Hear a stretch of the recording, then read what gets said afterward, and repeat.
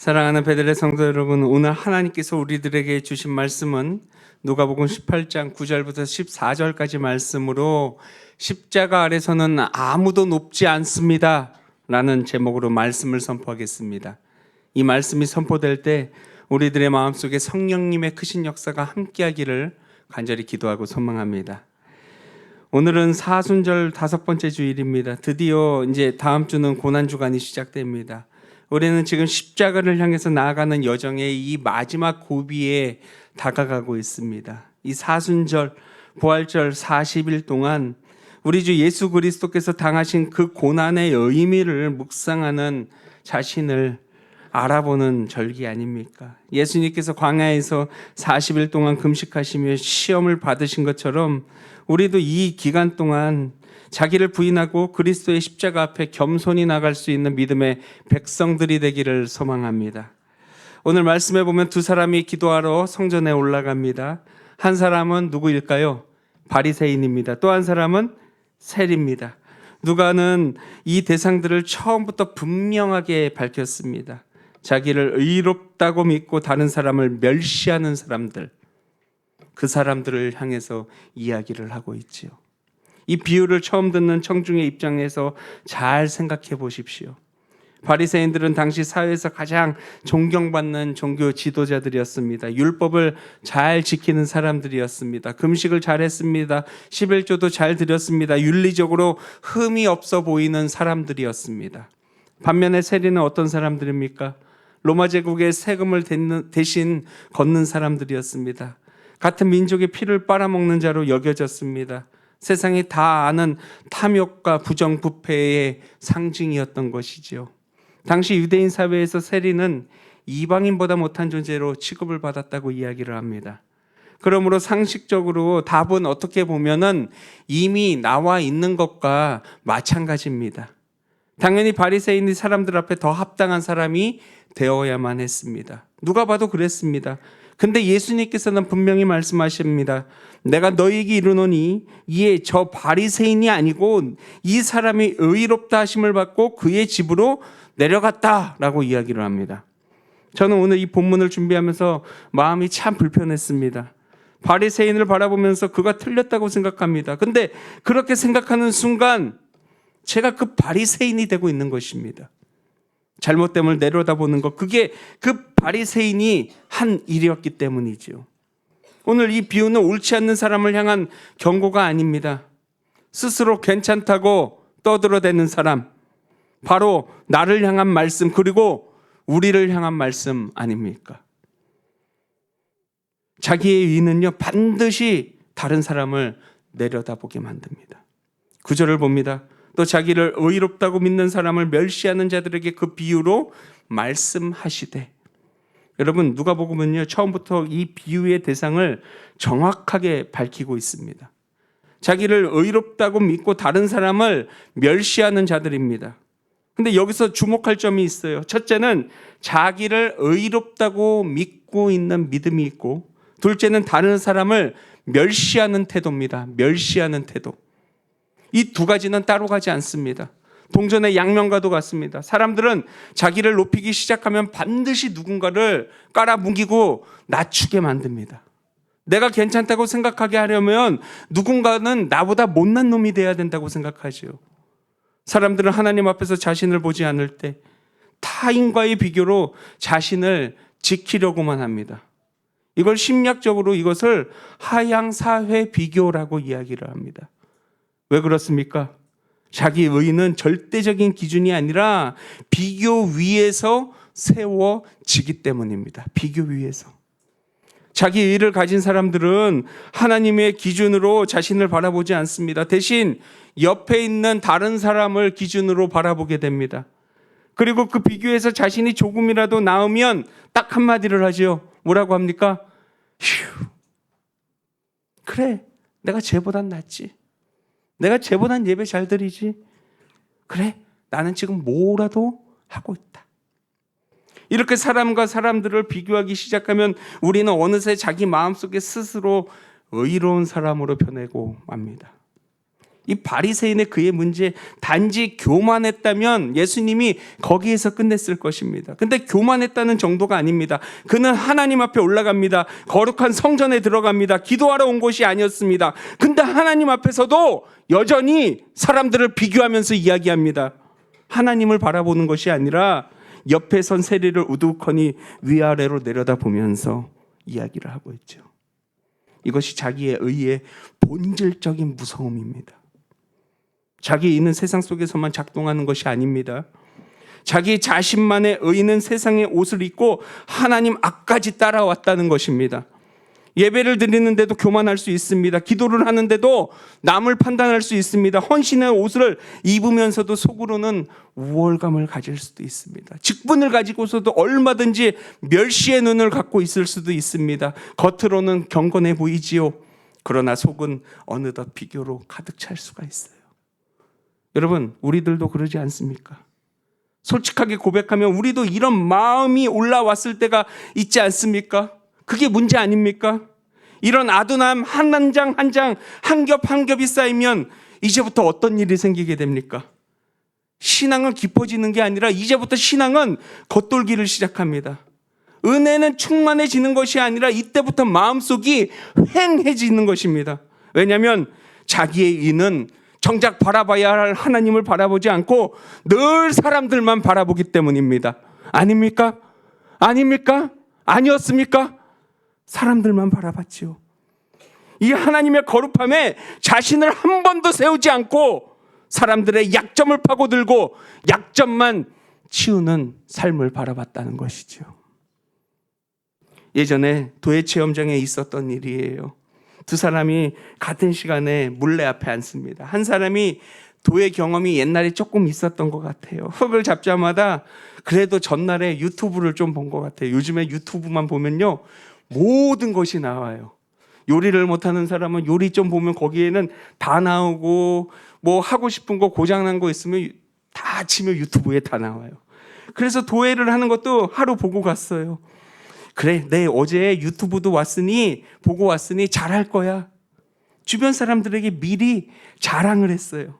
그는 물레를 천천히 돌려야 하는데 빨리 돌리고 흙이 높이 쌓아 올라갑니다. 근데 순간 손길이 흔들리자 흙기둥이 그대로 어떻게 됐을까요? 덜썩하고 무너집니다. 옆에 있던 다른 사람은 처음이에요. 손이 서툴릅니다. 그러나 그는 조용히 강사의 손동작을 따라서 흙의 무게를 느끼기 시작합니다. 반복해서 눌러주고 천천히 올라가기를 기다렸습니다. 시간이 흐르자 그의 손 아래는 자연스럽게 아름다운 그릇이 만들어졌다는 거예요. 강사는 이 둘을 보면서 이야기합니다. 흙은 높이 오르기 전에 먼저 눌러야 하고 물레의 속도를 온전히 따라가야 합니다. 그것이 바로 물레를 돌리는 사람의 마음가짐이라고. 여러분, 우리의 신앙생활도 이런 모습 아닐까요? 겉으로 보기에는 경건하고 경험 많은 사람이 더 뛰어나 보이지만 그의 마음이 이미 잠 안으로 가득 차 있다면 오히려 쉽게 무너질 수밖에 없는 것입니다. 반대로 자신의 부족함을 알고 하나님의 손길에 자신을 맡기는 것, 그 사람은 조금 더딜지라도 천천히 아름답게 빚어진다는 거지요. 이것이 바리새인과 세리의 차이였어요. 바리새인은 이미 자기가 완성된 그릇이라고 생각합니다. 세리는 자기가 깨어진 흙 조각에 불과하다는 것을 분명히 알고 있었습니다. 그리고 놀랍게도 하나님의 완성되었다고 자처하는 그릇이 아니라 깨어졌음을 아는 흙 조각으로 붙드셨다는 거예요. 여러분, 우리는 기억해야 되지 않습니까? 내 의가 들어오면 사람을 품지 못합니다. 내 의가 들어오면 은혜를 잃고 비교만 남게 됩니다. 십자가 앞에 서면 우리가 제일 먼저 내려놓아야 할 것은 남을 판단하는 눈이에요. 왜냐하면 십자가는 누가 더 낫냐를 묻는 자리가 아니라 누가 은혜 없이 살 수 없느냐를 드러내는 자리이기 때문이죠. 그리고 그 답은 우리 모두의 답 아닙니까? 예외 없이 우리 모두가 느껴야 하는 답 아닙니까? 두 번째는 자기 의의 기도는 하나님께 드리는 것 같지만 결국 자신만 높이는 것입니다. 나만. 말씀을 봅니다. 바리새인은 서서 따로 기도하여 이르되 하나님이여 나는 다른 사람들 곧 토색 불의 간음을 하는 자들과 같지 아니하고 이 세리와도 같지 아니함을 감사하나이다. 나는 일에 2번씩 금식하고 또 소득의 11조를 드리나이다. 이 기도를 읽으면서 어떤 느낌이 드십니까? 형식적으로 하나님께 감사하는 기도입니다. 근데 내용을 보면 너무나도 놀랍지 않습니까? 바리새인은 기도하면서도 계속 다른 사람을 언급합니다. 토색하는 자들과 같지 않고 불의한 자들과 같지 않고 간음하는 자들과 같지 않고 이 세리와도 같지 않음을, 그의 눈은요, 그의 눈이 향하는 곳은 하나님이 아니었어요. 누구였습니까? 옆 사람이었어요. 그리고 한 가지 더 바라봐야 할 것, 그 기도에는요 하나님의 이름이 몇 번 나옵니까? 한번 세어보세요. 하나님의 이름이 몇 번 나와요? 바리새인이 서서 11절과 12절을 보세요. 하나님의 이름은요 단 한 번밖에 나오지 않았어요. 근데 나는 몇 번 나옵니까? 4번이나 나와요. 나는요 이랬고요, 나는 저랬고요, 나는 저랬고요, 내가 옛날에 저랬고요. 그런데 지금도 내가 그래야 하지 않겠습니까? 여러분, 하나님이라고 껍데기로만 불렀을 뿐 진짜의 기도 대상은 하나님이 아니라 알고 봤더니 자기 자신이었던 거예요. 자기 자신. 하늘을 향한 그 영혼의 대화가 아니라 자기 자신에 대한 그냥 독백이었어요. 내 자랑, 내 장기 자랑이었을 뿐입니다. 그저 자기 자랑을 하고 싶었던 거지요. 근데 여기서 더 심각한 것은 이 기도에 스스로가 심취해 있었다는 거예요. 심취해 있었다는 거. 이 기도는 회개가 없었습니다. 이 기도에 대한 인식이 전혀 없었습니다. 하나님의 은혜에 대한 갈급함이 하나도 없었습니다. 하나님의 긍휼을 구하는 간절함이 없었습니다. 오직 내 업적만을 보고 있었던 거지요. 여러분, 이 본문이 너무나도 마음속에 아프게 다가오는 이유가 여기 있어요. 내가 기도를 오래 했다고 하나님 앞에 가까이 가는 거 아니에요. 무언가를 많이 했다고 안전하고 겸손해지는 게 아닙니다. 직분을 오래 맡았다고 영적으로 성숙한 것도 아닙니다. 신앙의 행위가 하나님께 가는 믿음의 길이 되지 않고 오히려 자기 의무를 세우는 벽이 될 수 있다는 거예요. 이게 얼마나 무서운 일입니까? 기도를 하는데 회개가 없을 수 있어요. 예배를 드리는데 떨림도 없습니다. 신앙생활을 오래 하는데 가난한 심령이 사라집니다. 그렇게 되면 도대체 어떤 일이 벌어질까요? 신앙은 남아있어도요, 내 복음이 흐트러져요. 종교는 남아있어도 십자가는 멀어집니다. 교회 생활은 유지는 되는 것 같지만 이제 예수님은 점점 필요 없는 분이 되고 있지 않습니까? 십자가의 고백이 자기의 의의를 가진 사람에게 십자가는 이제부터 쓸데없는 것, 쓰잘데기 없는 것이 되지 않았습니까? 내가 스스로 의의를 세울 수 없다면 예수님이 왜 죽으셔야 했습니까? 예수님이 도대체 왜 죽으셔야 했냐고요. 내 행위로 하나님 앞에 설 수 없다면 굳이 십자가가 왜 필요합니까? 우리는 자주 눈에 보이는 것만 죄라고 생각합니다. 술에 취하는 것, 도둑질하는 것, 간음하는 것, 이것만이 죄입니까? 그러나 주님은 오늘 더 깊은 죄를 드러내셔요. 그것은 자기 자신에 대한 의의를 얘기하는 거예요. 자기의 의의는요, 술 취함보다 더 깊을 수가 있어요. 왜냐하면 술에 취한 사람은 내가 술 취한지도 알고 있어요. 근데 자기의 의의에 취한 사람은 내가 그 의에 취한 줄도 모른다는 거예요.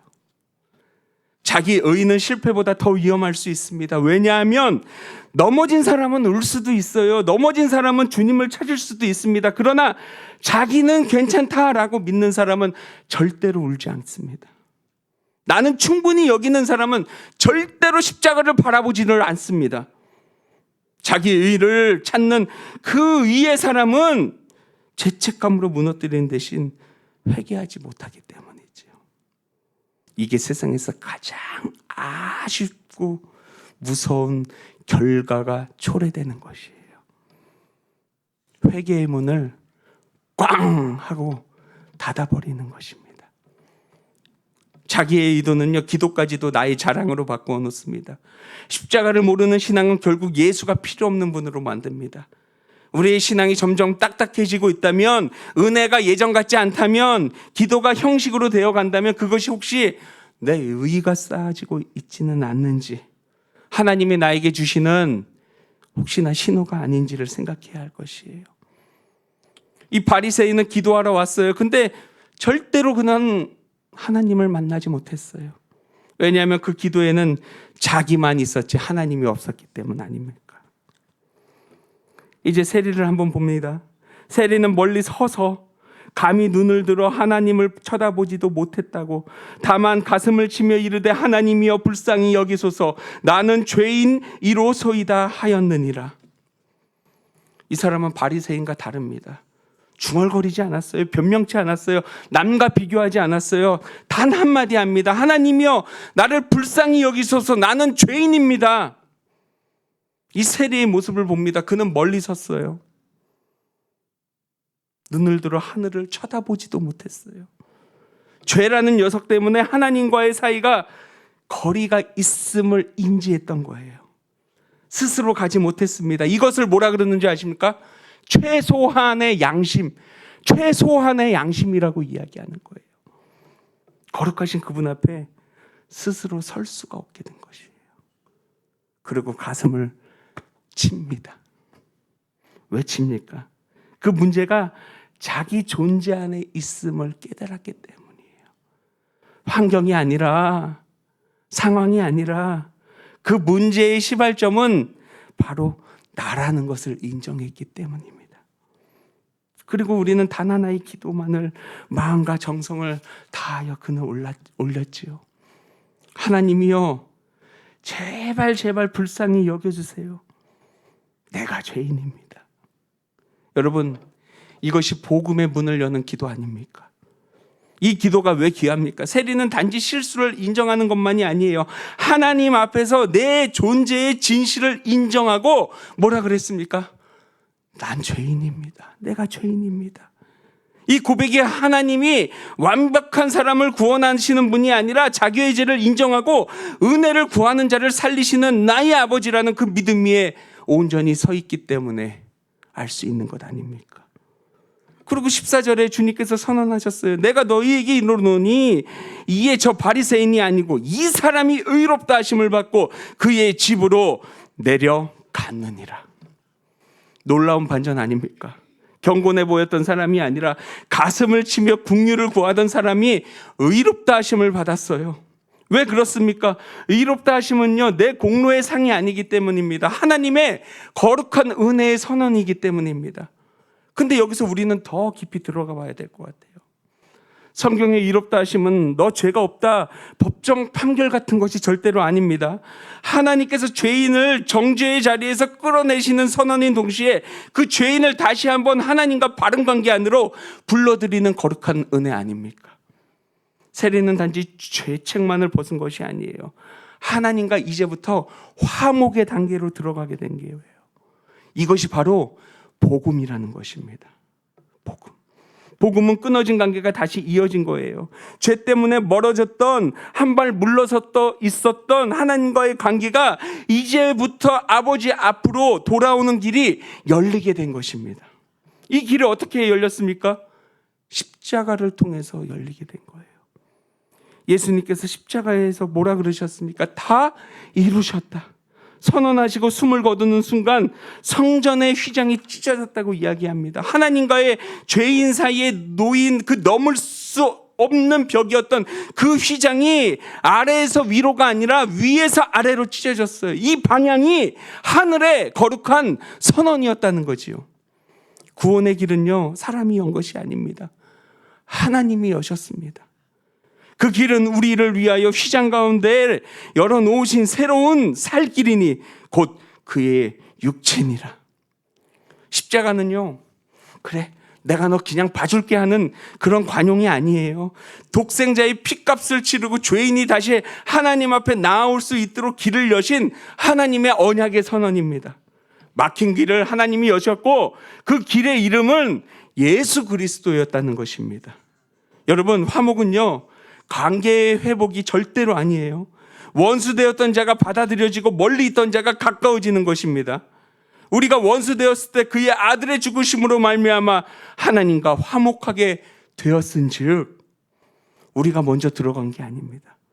우리가 아직 원수였을 때 하나님이 먼저 우리에게 아들을 보내주셨어요. 여러분, 죄의 가장 무서운 결과는 벌이 아니에요. 하나님과 멀어지는 것입니다. 너희 죄악이 너희와 너희 하나님 사이를 갈라놓았고, 근데 십자가가 어떤 일을 했습니까? 그리스도께서, 예수님은 자기 몸으로 막힌 담을 허무셨고 자기 피로 화목의 길을 여섰고 버림받은 자를 다시 아버지께로 데려가셨습니다. 여러분, 십자가의 목적은 처벌의 면제만이 아니에요.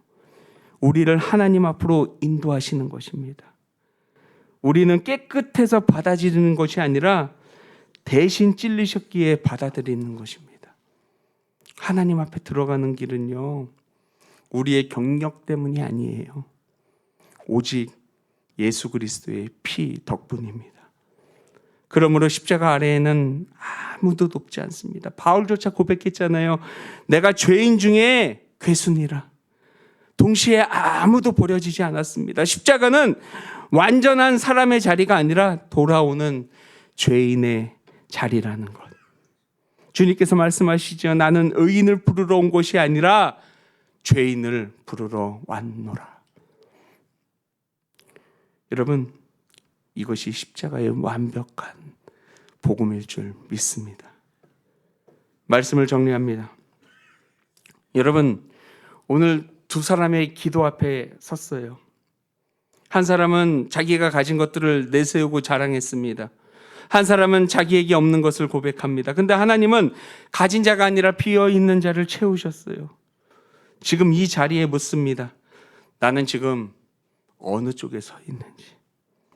혹시 나도 모르게 나는 괜찮다는 그 마음이 쌓여있지는 않았는지, 기도는 하되 하나님이 빠진 채로 기도하고 있지 않으셨습니까? 그렇다면 이제는 그 자리를 내려놓으시기 바랍니다. 세리처럼 가슴을 치며 단 한마디만 드리기를 원합니다. 하나님이여, 불쌍히 여겨주소서. 나는 죄인입니다. 이 고백 위에 십자가의 은혜가 임합니다. 이 고백 위에 화목의 길이 열리게 될 줄 믿습니다. 이 고백 위에 아버지께서 달려 나오게 될 줄 믿습니다. 우리를 의롭다 하시는 분은 오직 하나님이시고 우리를 아버지께 데려가시는 길은 오직 예수 그리스도밖에 없음을 고백하는 베델의 가족들이 되기를 소망합니다. 우리 사랑하는 나의 아버지 함께 찬양 드리겠습니다.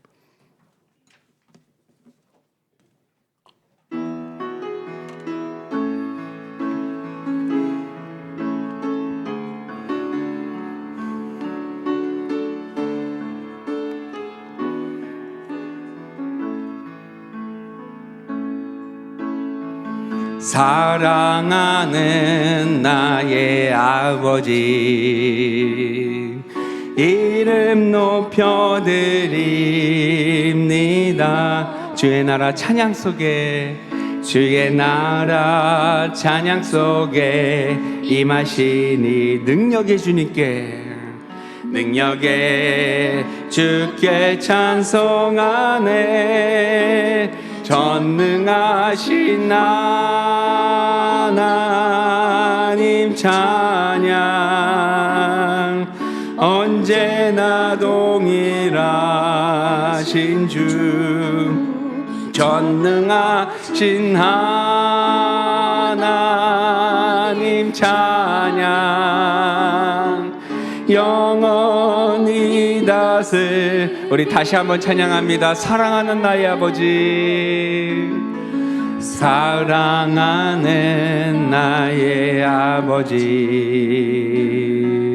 이름 높여드립니다. 주의 나라 찬양 속에, 주의 나라 찬양 속에 임하시니 능력에 주께 찬송하네. 전능하신 하나님 찬양 언제나 동일하신 주. 전능하신 하나님 찬양 영원히 다스리네. 이 시간 두 손을 모으시고 진중히 기도하길 소망합니다. 나는 지금 약자들과 함께 마음을 모으고 있는지, 나는 지금 나의 삶의 어떠한 행동으로 세상과 바라보고 있는지, 나는 지금 어떤 마음으로 이웃에게 도움이 되려고 하고 있는지, 이 시간 마음을 담아 주님의 음성에 귀 기울여 보도록 하겠습니다.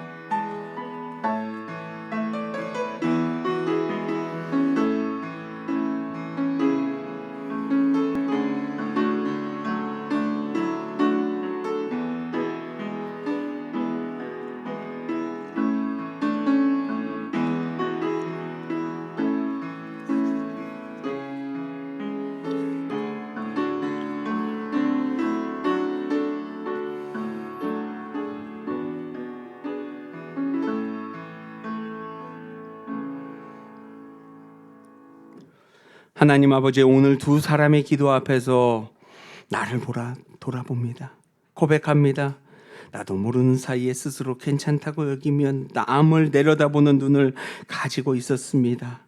기도하면서도 하나님이 아닌 저 자신을 높이고 있었음을 인정합니다. 주님, 저의 자기 의의를 내려놓겠습니다. 제 공로도 제 경력도 제 행위도 주님 앞에 내세울 것이 없습니다. 오직 한마디만 드립니다. 주님, 불쌍히 여기소서. 나는 죄인이로소이다.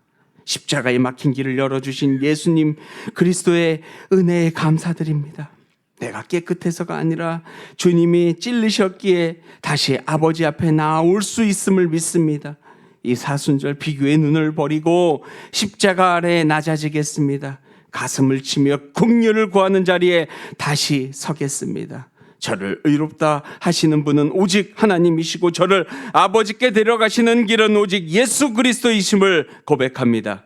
오직 예수 그리스도 이름으로 나아가게 하소서. 예수 그리스도 이름으로 간절히 기도드립니다. 아멘.